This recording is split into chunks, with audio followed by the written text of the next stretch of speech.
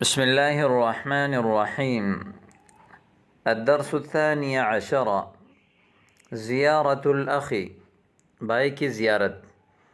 آج کے سبق میں ہم یہ پڑھیں گے کہ کسی سے بھی آپ ملاقات کرتے ہیں تو ملاقات کرتے ہوئے کس طرح کی تعبیرات، کس طرح کے جملے استعمال کرتے ہیں۔ الجوہری اکیڈمی کے زیر اہتمام منعقد جدید عربی کورس لیول 2 کا یہ آج تقریباً ہماری سبق نمبر 13 ہے۔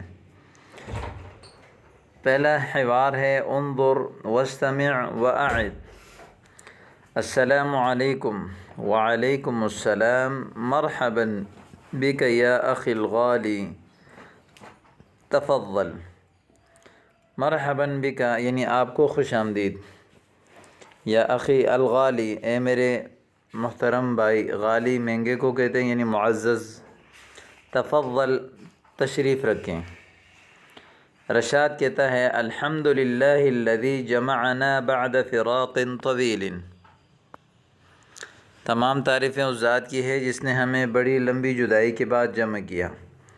جمع یجمع اس کا معنی ہے جمع کرنا، فراق جدائی کو کہتے ہیں، طویل لمبے۔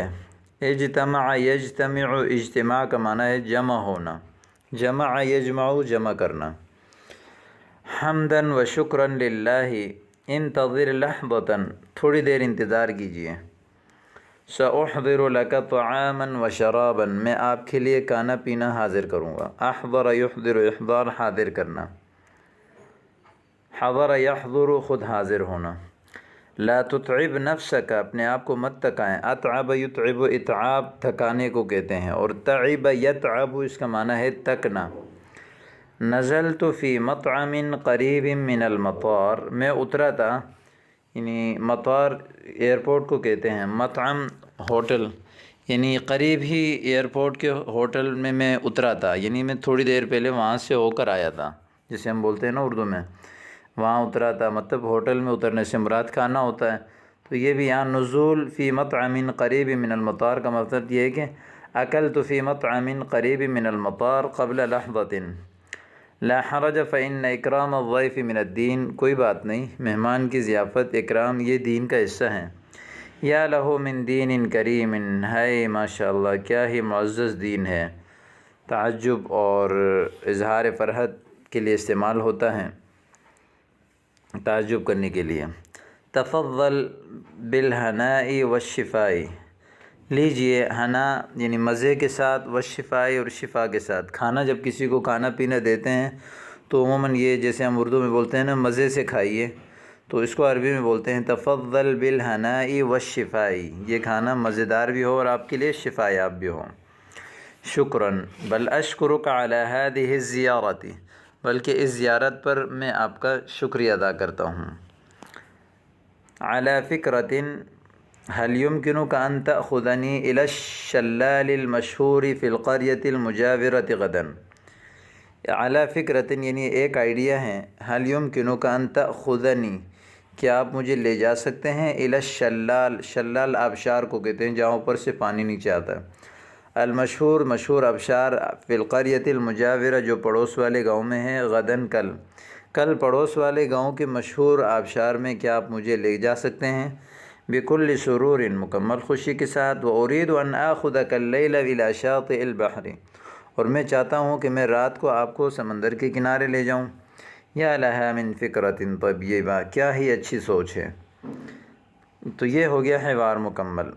اب یہ تدریب ہیں، اريد ان اعد لك طعاما وشرابا، میں آپ کے لیے کھانا پینا تیار کرنا چاہتا ہوں۔ لا تتعب نفسك، لا حرج، یا لك من اخ کریم، کیا ہی معزز بھائی ہیں، کیا ہی پیارے بھائی ہیں آپ۔ آگے ہیں اريد ان اعد لك خبزا وقهوة، لا تتعب نفسك، لا حرج، یا لك من اخ کریم۔ اريد ان اعد لك قلما وقرطاسا، لا تتعب نفسك، لا حرج، یا لك من اخ کریم۔ اريد ان اعد لك رزا وسمكا، لا تتعب نفسك، لا حرج، یا لک من اخ کریم، اريد ان اعد لك صحنا وملعقة، صحن پلیٹ، ملعقة چمچہ، لا تتعب نفسك، لا حرج، یا لک من اخ کریم، اريد ان اعد لك تذکرة وجواز السفر، لا تتعب نفسك، لا حرج، یا لك من اخ کریم۔ التدریب الثانی، یعنی دین کریم فکرۃ طیبۃ، یا لہو من دین کریم، کیا ہی اچھا معزز دین ہے، یا لہا، اب مذکر کے لیے لہو آئے گا، مذکر کے لیے لہا، یا لہا من فکرۃ طیبہ، کیا ہی اچھی سوچ ہے، یا لہو من طالب مجتہد، کیا ہی اچھا محنتی طالب علم ہے، یا لہا مدرسۃ، یا لہا من مدرسۃ ذکیۃ، کیا ہی یعنی ذہین مدرسہ ہے، یا لہو من اخ کریم، یا لہا من اخت کریمۃ، یا لہو من سفر بعید۔ التدریب الثالث، هل يمكنك ان تأخذني الى الشلال، کیا آپ مجھے آبشار لے جا سکتے ہیں، بكل سرور۔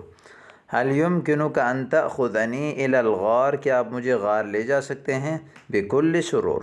هل يمكنك ان تأخذني الى حديقة الحيوان، کیا آپ مجھے گارڈن لے جا سکتے ہیں، بكل سرور، یعنی چڑیا گھر۔ هل يمكنك ان تأخذني الى شاطئ البحر، بكل سرور۔ هل يمكنك ان تأخذني الى جزيرة، بكل سرور۔ هل يمكنك ان تأخذني الى جبل، کیا آپ مجھے پہاڑ لے جا سکتے ہیں، بكل سرور۔ اکرام الضیف، مہمان کا اکرام، اکرام الضیف مکرمۃ من مکارم الاخلاق، ایک مہمان کا اکرام کرنا یہ اچھے اخلاق میں سے ایک اچھا، یعنی اچھے اخلاق میں سے ایک اچھا صفت ہے۔ وخصلۃ من خصال الخیر، اچھی خصلتوں میں سے ایک اچھی خصلت ہے، خصلہ یعنی مفرد، خصال جمع ہے۔ وقد حثنا نبینا محمد صلی اللہ علیہ وسلم علی اکرام الضیف، حث یحث کسی کام پر ابارنا، جیسے حرض یحرض تحرید کے لیے آتا ہے، حضور نے ہمیں ابارا ہے مہمان کے اکرام کرنے پر۔ فعن ابی ہریرہ رضی اللہ عنہ قال قال رسول اللہ صلی اللہ علیہ وسلم من کان یؤمن باللہ والیوم الآخر فلیکرم ضیفہ، جو اللہ اور یوم آخرت پر ایمان رکھتا ہو تو اس کو چاہیے کہ وہ اپنے مہمان کا اکرام کرے۔ رواہ البخاری و مسلم۔ فمن اکرام الضیف، مہمان کے اکرام میں سے ہے کہ ان یستقبلہ صاحب البیت، گھر والا ان کا استقبال کرے، بوجہ طلق، کشادہ چہرے کے ساتھ، وکلام طیب، اچھی بات کے ساتھ، ویعد لہ طعامہ وشرابہ، اس کے لیے کھانا پینا تیار کریں، والضیافۃ ثلاثۃ ایام، مہمان نوازی 3 دن ہے، وما زاد عنہا، جو اس سے زیادہ ہو، فہی صدقۃ من المضیف لضیفہ، یہ میزبان کی طرف سے اپنے مہمان کے لیے صدقہ ہے۔